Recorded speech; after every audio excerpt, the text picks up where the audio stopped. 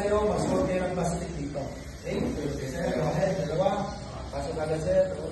Dito ka na, sir. Upo ka doon. Pull ka dito. Dalawa pa ka. Go ahead.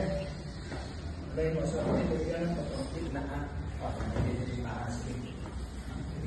So, okay. 2 minutes lang yan, ha? Okay. Next, velcro tape, velcro. Yung mga sir, yung mga strap. Okay, very good. Okay, para hindi, ano. Okay, very good. Okay, next, kung hindi ginagamit na kamay.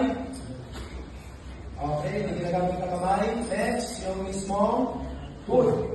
No? Para video na siya. Yung mga, ano tawag yan? Hold, tagay, yan sa ulo. Okay, next.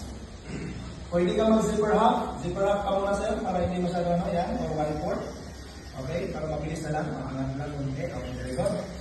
Dominating hand, yung ginagamit ng kamay. Okay, yung step by step.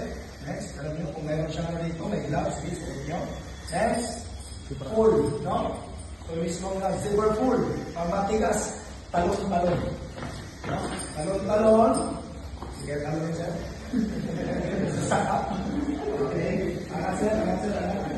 Angat pa, may maikot. Okay, next. O yung ko.